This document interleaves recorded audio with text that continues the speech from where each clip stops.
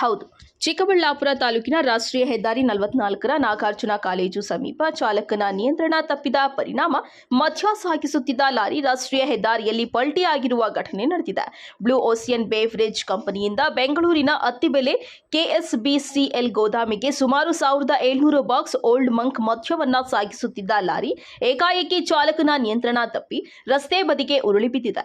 Lorry ಪಲ್ಟಿಯಾದ ಪರಿಣಾಮ ಅದರಲ್ಲಿದ್ದ ಮದ್ಯದ ಬಾಟಲಿಗಳು ರಸ್ತೆಗೆ ಚಲಾಪಿಲ್ಲಿಯಾಗಿ ಬಿದ್ದಿದ್ದು, ಅಪಾರ ಪ್ರಮಾಣದ ಮದ್ಯದ ಬಾಟಲಿಗಳು ಪುಡಿಯಾಗಿ ನಷ್ಟ ಸಂಭವಿಸಿದೆ. ಅದೃಷ್ಟವಶಾತ್ ಘಟನೆಯಲ್ಲಿ ಯಾವುದೇ ಪ್ರಾಣಾಪಾಯ ಸಂಭವಿಸಿಲ್ಲ ಎಂದು ತಿಳಿದು ಬಂದಿದೆ.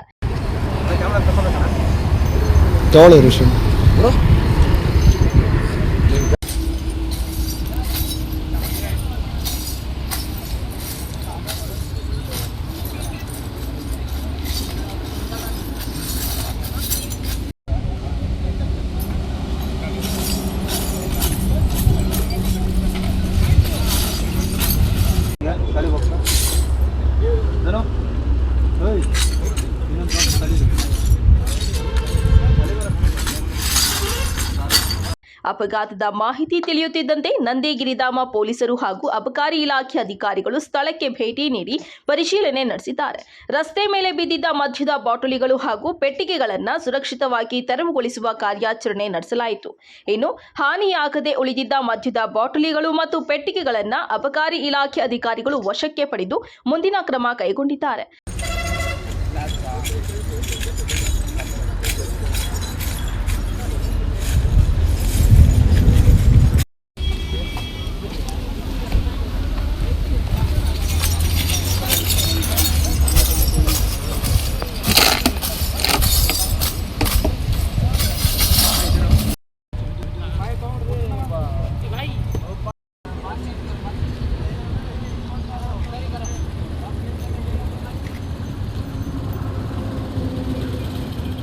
ಒಟ್ಟಾರೆ ಬೆಂಗಳೂರಿಗೆ ಸಾಗಿಸುತ್ತಿದ್ದ 1700 ಬಾಕ್ಸ್ ಓಲ್ಡ್ ಮಂಕ್ ಮದ್ಯ ಹೊತ್ತ ಲಾರಿ ರಾಷ್ಟ್ರೀಯ ಹೆದ್ದಾರಿ 44ರಲ್ಲಿ ಪಲ್ಟಿಯಾಗಿದ್ದು, ಅಪಾರ ಪ್ರಮಾಣದ ಮದ್ಯ ನಷ್ಟವಾಗಿದೆ. ಸದ್ಯ ಪ್ರಕರಣದ ಕುರಿತು ಪೊಲೀಸರು ಮತ್ತು ಅಬಕಾರಿ ಇಲಾಖೆ ಅಧಿಕಾರಿಗಳು ಪರಿಶೀಲನೆ ನಡೆಸುತ್ತಿದ್ದಾರೆ. ಕಳವಾರ ಅರುಣ್, ಎಂಎಂಟಿವಿ ನ್ಯೂಸ್, ಚಿಕ್ಕಬಳ್ಳಾಪುರ.